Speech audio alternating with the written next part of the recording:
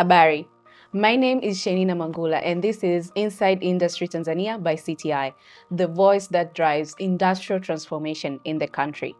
In this channel, you're going to get a wide range of exclusive insights, high-level conversations, and real-time updates from the heart of Tanzania industrial ecosystem, from policy dialogues and government engagements to industrial innovations, investment opportunities, manufacturing processes, and thought leadership.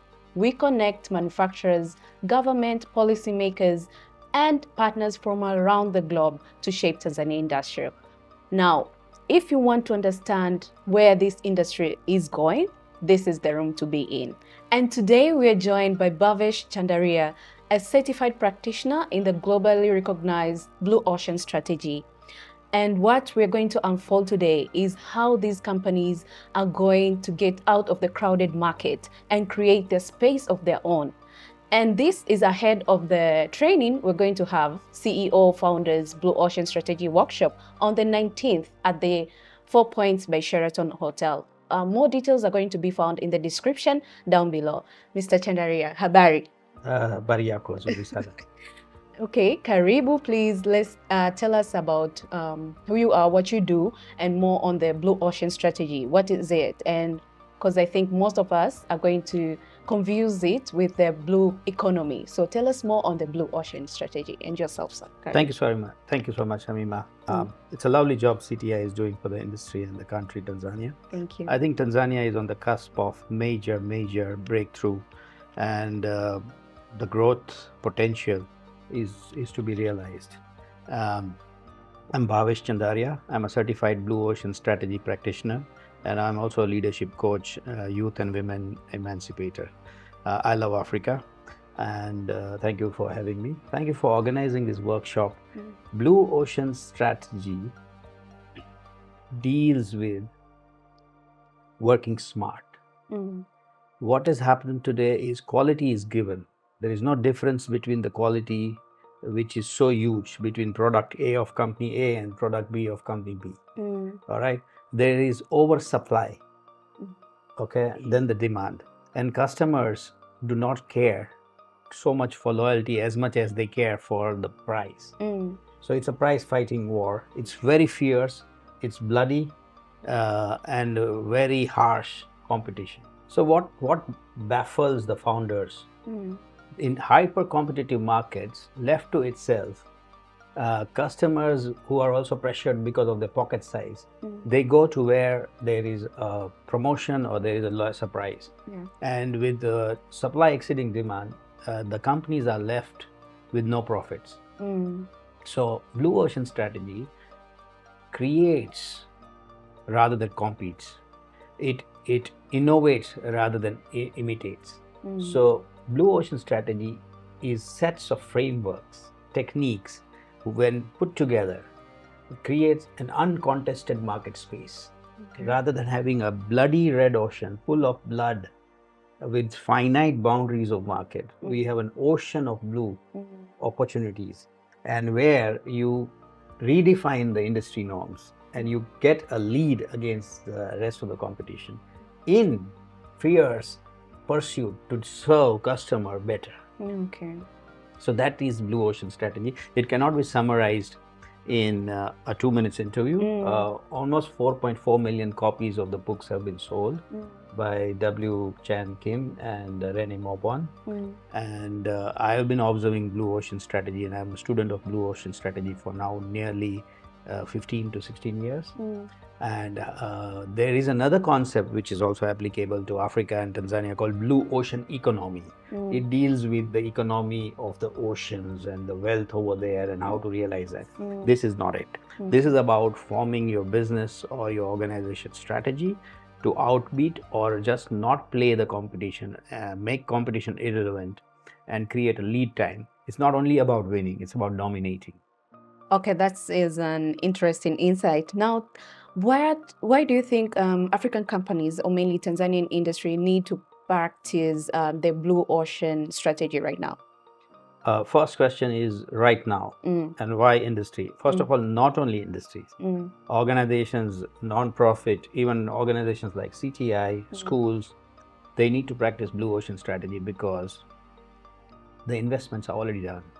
And the conventional thought is limiting. The conventional thought in practice is about segmenting and going for a smaller pies, whereas blue ocean strategy believes in expanding demand, creating new demand, finding new customer bases. So it's very important that we deploy these smart tools of blue ocean strategy to create the future, to lead the future, and in the worst case, not get swallowed by the bloody competition of the market. Okay. As we have said at the beginning of the session, we're going to hold the Blue Ocean Strategy Workshop on the 19th at the 4 Points by Sheraton.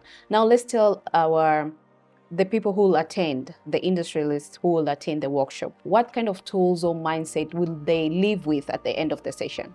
Okay, the first and the foremost takeaway of the workshop is it's a conceptual awakening towards the possibilities which are totally different than what is being practiced.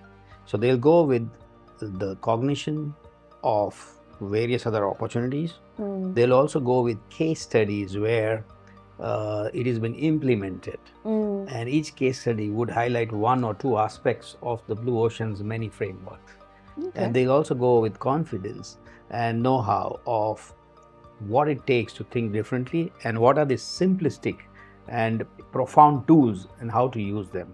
However, I also want to caution this, unless 6% of the critical mass, critical leaders of an organization go through this, the real Blue Ocean strategy formulation doesn't happen. It's not like a microwave. You come here in the morning, have breakfast, attend a workshop for 3 hours, and then you by lunchtime you crafted a new strategy. No, it takes a lot of time.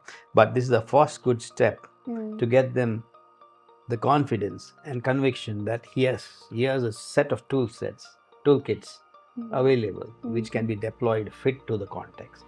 Okay, you've spoken of case studies. Now, can you tell us maybe a few to our viewers, the companies that already practice Blue Ocean strategy and they have performed?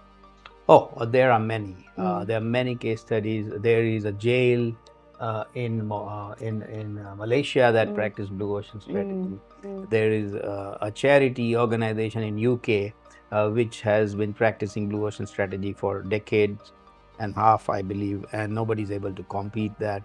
There are manufacturing, there is also a sports team that is practicing Blue Ocean strategy. Schools are doing it, universities are doing it, manufacturing organization, AI and IoT and the bank, the Googles and the Meta. And please note, there are not the companies that they succeed. The unit of study of Blue Ocean is not a company. The same company might have made 5 great moves and 2 bad moves. And if you take reference to the book from Jim Collins, Good to Great, many great companies which were referred died after a decade. So it's nothing perennial. Blue Ocean strategy, the study of unit, is a strategy, not the company. So you might make, and when the strategies which were winning, they are studied, all right? And there comes common frameworks of what were those nuances of that strategy. So our unit of study is a strategy. The same great football player or a cricket player would be great on 3 or 4 occasions and might not be great on all the time or 1 or 2 occasions. So let's study what is great. Okay. And what kind of comments or feedback do you mostly receive from people who attend your workshops? Okay, some takes buckets, some take buckets load, some take spoons. Generally, I get feedback is A, very interesting and I want to know more. B, how can you get back to my team and give these toolkits and bring those concepts and frameworks to reality in my context, in my business, in my setup. All right. And in the worst case, people do take 4 or 5 concepts which they implement even in day-to-day lives. And one of the cornerstones of Blue Ocean strategy is value innovation. The value innovation basically means generally you feel that if I give you a feature-rich product, then I have to charge you more. All right. If I give you more facilities, I have to charge you more. But that's the cost and value trade-off. Blue Ocean strategy says I can give you more value with lesser price and cost. It's possible, and also in the context that customer would love it. Also, it also is about saying no to things that we keep doing because of our addiction of following competition. We quite get addicted to doing and get into feature wars, or you do this, I do this better, I do this, and you increase the cost where our customer wouldn't care for it. So you invest your money where the returns are not there, and that are the key takeaways and the feedback that I get. I've done it in many countries and many places across. First time I'm doing en masse by CTI kind of organization, which will get many diverse workforce, diverse attendees from different industries. So I'm very excited to come back and make an impact in Tanzania. Okay, thank you. And you have mentioned that you have worked with diverse group of people and from different countries. And we have also seen your interviews and online presence. Will you tell us how was working across different spaces and audiences influenced your perspective on leadership and strategy today? Thank you so much. I think I'm very curious by nature, and I am humbled to tell you that I make mistakes and I learn.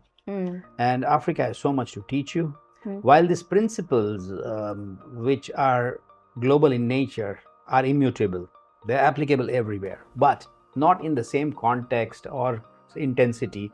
We need to have those principles customized to the context of Africa. We have Anglophone, communist, we may have capitalist nature, we may have different countries in different zones of culture or zones of maturity, and within those what is their pursuit, what is the intensity of pursuit, what is their intensity of problem. So it is the pursuit and the problem that defines the growth. And what are they aiming for, what is the status, what is the state of play between the people, what is the climate, culture, and between those things, understanding those things, you learn and sharpen and deploy your principles fit to purpose, fit to context, fit to the people's maturity. So I keep learning. I also make mistakes, and best thing is how quickly you correct your mistakes and how quickly you learn. Africa has so much to offer, and it has so much of potential, and many of those potentials are arrested, and we need to liberalize and unlock them. And that's my pursuit, and that's what gets me going, keep doing things. You have heard from Mr. Bhavesh and his passion for change, yeah? So we're going to learn more about Blue Ocean Strategy on the 19th at the 4 Points by Sheraton. All details are going to be found down below in the description. Do you have anything else to say? No, nothing. I look forward to a lovely session, and not only Blue Ocean Strategy, but let's unlock Tanzania's potential and bring her to where she belongs. And there's so much to do. There's so much to do. Thank you. Okay, and that's it for today, Blue Ocean Strategy. Follow us on our social media pages to know more about it and the details about the training. So thank you, and catch you the next time.